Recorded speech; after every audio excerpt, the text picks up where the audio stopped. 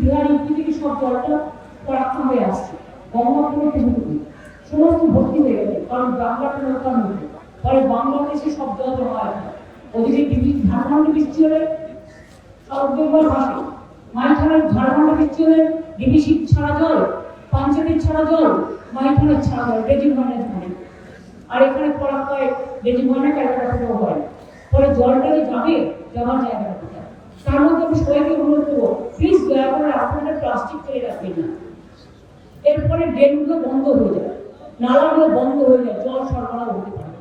এদিকে নজর রাখবেন, আর ইলেকট্রিকের তার সকলে নজর রাখবেন, যাতে কোনো রকম কোনো অবরোধ কোথাও না হয়।